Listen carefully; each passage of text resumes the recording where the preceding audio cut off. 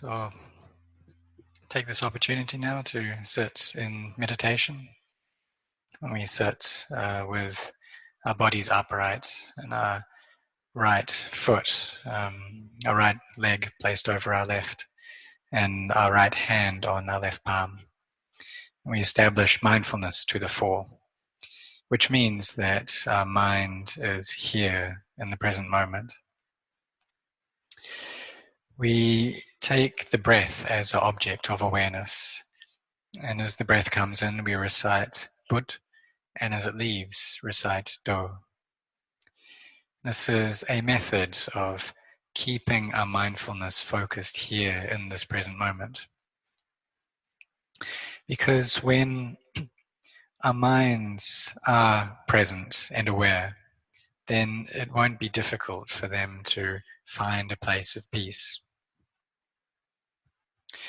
When they've gathered together in a calm state, it'll be natural that they'll then retract from that state and start thinking. And at that point, we should use our contemplation to look into the nature of physicality and mentality, to see it as being changing and unstable, stressful and not self. There was one time that Lumpur Cha, he taught about the nature of samadhi and the nature of contemplation.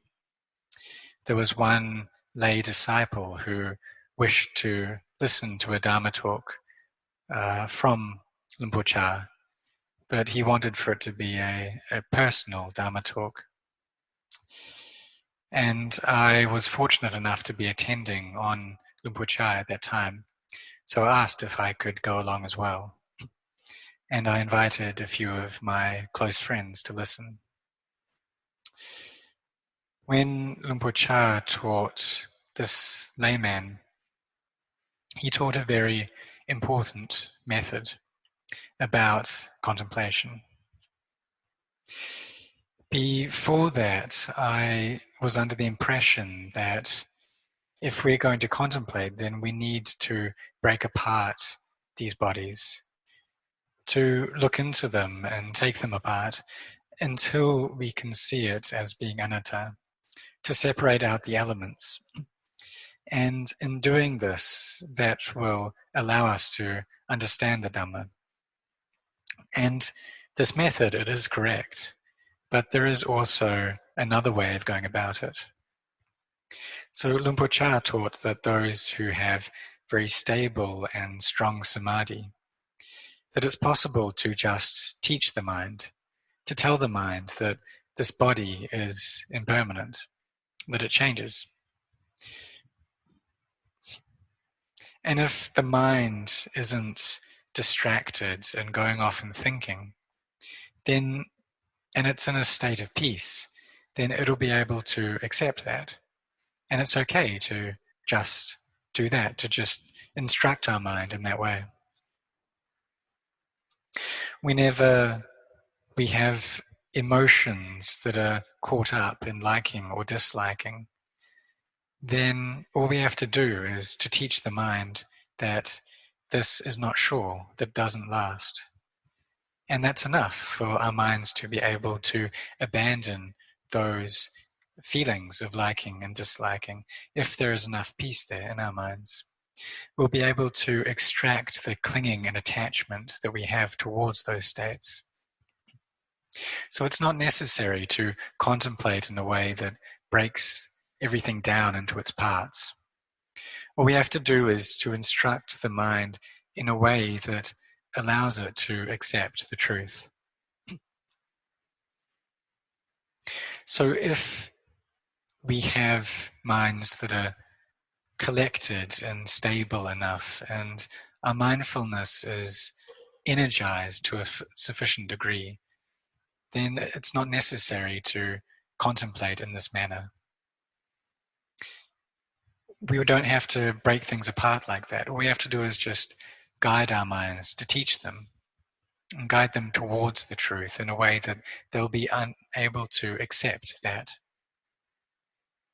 And this is a method for us to attain to the Dhamma. Because samadhi is already strong enough. But if the state of our minds isn't like that, if they're not well established, then we do have to really work at this contemplation, to go through the body and to break it apart and to see it as being unstable, as being stressful and not self, and continuously do this. When we do that, then our minds will be able to accept that truth. It may not be enough to just contemplate into anicca, so we have to go on and see it all the way through till anatta. Then we come back and we re-establish our samadhi and focus on calming our minds down again. And we go back and forth between this, between the calming of the mind and the contemplation aspect of the practice, and do this continuously until we're able to sustain our samadhi. And when samadhi is constant there in our hearts, the wisdom that is born from that will be distinct and clear. We'll be able to gather together the aspects of the path, the sila, samadhi, panya, that all come together into one. And we'll understand the truth at that point. This method of practice is using our wisdom, panya, to develop and nurture samadhi. So it depends on our characters which way we use. Some people, if they try to just stay with the breath and watch the breath as it comes in and leaves, or be reciting the mantra Buddho, then it can be very difficult to gain stillness and clarity from that. It'll be, for those who like to think and proliferate, then the calming of the mind doesn't come very easily. But for those who are very settled and the mind doesn't go off very much, then it won't be difficult to bring the heart to peace. For samadhi to be kept continuously there in the mind. And when the samadhi is there, we'll be able to pass over these feelings of liking and disliking through the power of that calm. It won't be necessary to contemplate into these emotions. All we have to do is just calm the mind down, and it won't be interested in them. It won't go and attach to any of the sense objects that we experience, because the hindrances are absent from the mind. So this is someone who is very skilled at bringing their minds to peace. And when they do that, then they can use that power then to contemplate. When the mind is very calm and samadhi is deep and firm, and we're able to keep our hearts in a state of collectedness and being well grounded for a long time, when that's the normal state of our mind, then it won't be long. Once we use that to contemplate into the body, it won't take a long time to see into the Dhamma. And that's because of the stability of samadhi. So having that, then using that power of mind to contemplate, this is developing the path of sila, samadhi, panya, of virtue, of concentration and wisdom just the same.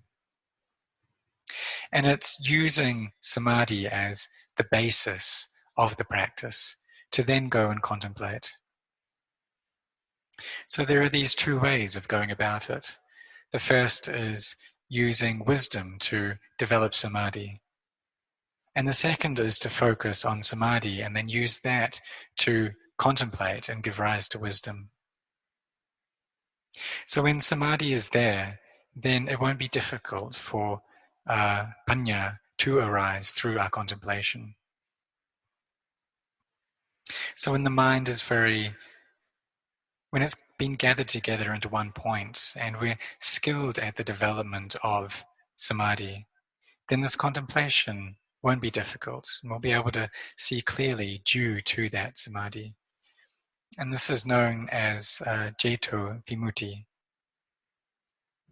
Those who are more adept at the wisdom aspect, all that's necessary is to gain just enough samadhi. So you calm the mind down to the point where we're able to engage in contemplation practice and then go about contemplating. So there are these two ways. And at the beginning, meditation practitioners may not have much of an understanding of these two different paths. They may be very focused on their path and not have much respect for the other path. But once people who are practicing on any of these ways have developed their bhavana to a sufficient degree, then they'll gain an understanding that really these two ways, they lead to the same end. So this is what Luang Por Chah taught, that with these two paths, there are those who focus more on the contemplation aspect, and they're adept at wisdom. So they go about looking at this body, breaking it apart, seeing it in terms of the elements, but their samadhi is not very strong.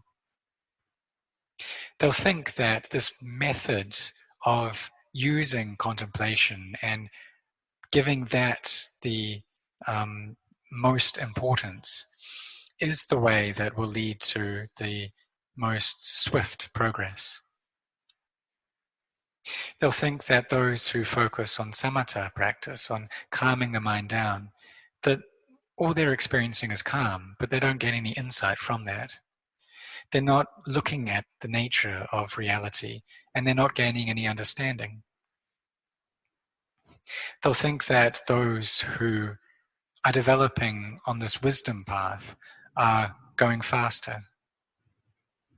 That those who are developing samadhi, they don't have any wisdom, and there's no way that they'll be able to see into the Dhamma. That this is the fastest way. But those who are more skilled at samadhi and who are practicing on the path of calm, they'll have a different viewpoint. They'll think that those who are practicing this wisdom path, that they just don't have any stability to their minds, that their minds aren't in a good state, and that even though they try to contemplate, they won't really be, they won't get much from it. They'll think that this developing of calm and of peace of heart, it's much more relaxed. It brings a sense of well-being and fulfillment. And they'll see that from that very calm and contented place, it's easy then to contemplate, and in no long time, one will be able to see into the Dhamma. So people practicing on these two paths will have differing viewpoints. But really, once they have practiced, then they'll see that it all leads to the same Dhamma. There may be comparisons between those two methods, thinking that the path of wisdom is faster, or the path of samadhi is faster. Those on the wisdom path will think that those who are practicing samatha, they're not doing any contemplation, all they're doing is just suppressing the defilements. But really, from that very stable, energized inner abiding, it won't be long to see into the Dhamma once contemplation is applied. So really, the end point is the same, and that end point is Dhamma. So therefore, we need to be observant and aware of what we personally like and what our character tends towards. And if we're someone who likes to think and proliferate, who doubts quite a lot, then we'll find that samatha practice can be quite difficult.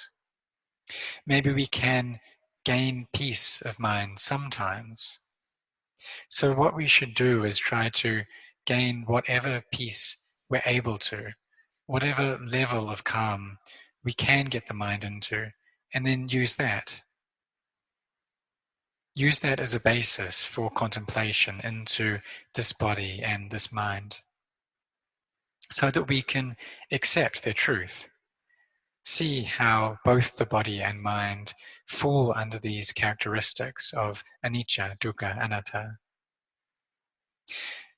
If we can do this well enough, then our minds will be able to let go of rupa and nama, of physicality and mentality, bringing a sense of lightness and joy into the heart.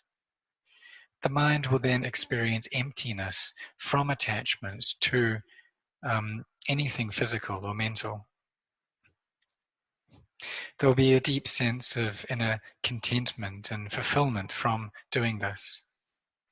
So this is the method of wisdom that gives rise to samadhi, of contemplating with a peaceful mind in order to then give rise to further wisdom.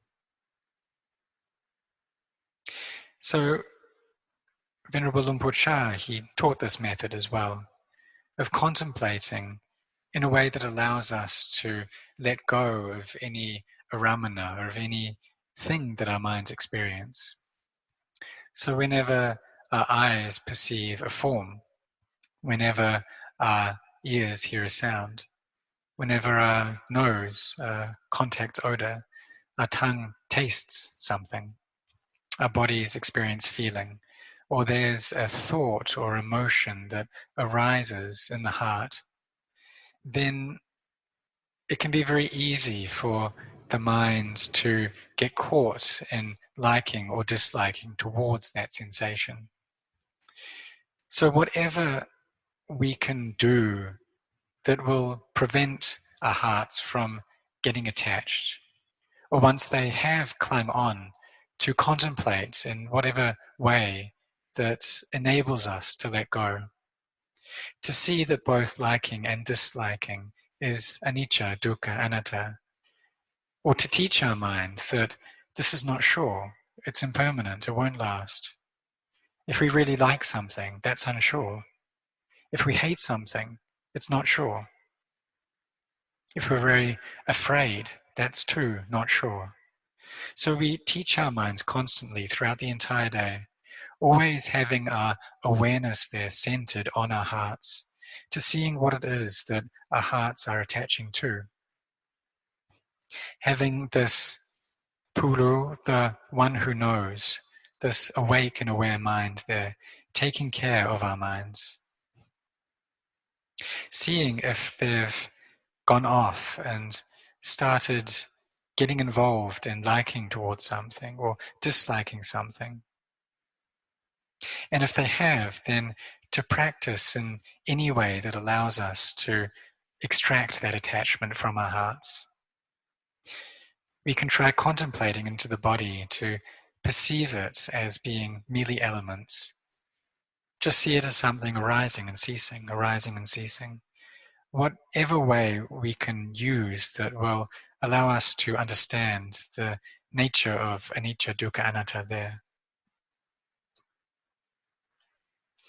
Whatever contemplation we can use that will enable us to see the conventional nature of physicality, of all material things, whether it's these bodies or whether it's just any material thing in the world. We can see that all the value that we place upon these things, the price tags that we put on them, these are just suppositions that we've come up with. Really, they're merely elements following their nature. We can contemplate in this way that will bring our minds to a point of liberation, vimutti. Seeing that all of these material things, they don't last. And at the end, we have to throw them all away. At the time of the Buddha, there was one monk called Venerable Ratabala, and he was the foremost in faith in ordination. He was a child of a very wealthy family, but he once had the opportunity to go and listen to the Buddha give a sermon, and very deep faith arose in his heart. He saw that this world has no owner, and that one has to pass it on, leaving everything behind. That old age, sickness, and death, they all come towards us. And these things really are the owners of the world. In the end, we have to throw everything away and leave it here. Venerable Ratabala, as a layman, he contemplated into this teaching until he became tired and weary with the world. Even though he had a lot of wealth, he wasn't very interested in that wealth anymore, because he saw that one day he would have to leave it all behind. And even this body of his, he'd have to toss that away in the world. All external wealth, all material things, they don't last, they're not sure. And he saw that old age was steadily coming towards him. Even though his body at that time was still quite young and strong, he saw that old age and weakness, it was steadily approaching. And this made him weary with regards to the world. He perceived that all material things are of this same nature, that when we first obtain them, they're new, but in no long time they'll grow old, and they'll start to break apart, they'll start to malfunction, and eventually they'll completely break and become useless. None of it lasts. He contemplated into the nature of the world and saw that it's all changing, it's all without owner. No one's able to stop old age, sickness, and death. And when these things come, when we become sick and our bodies are full of pain, no one's able to help us. Not even our relatives can give their assistance at that time. We have to leave everything behind. And just as we came into this world by ourselves, we have to leave by ourselves as well.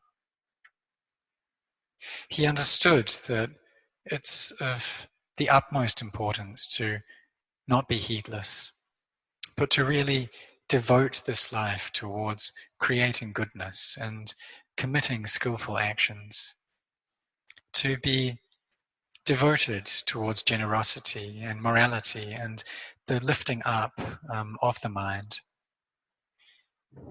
creating as much goodness within our hearts as we can, because one day we have to throw everything behind in this world.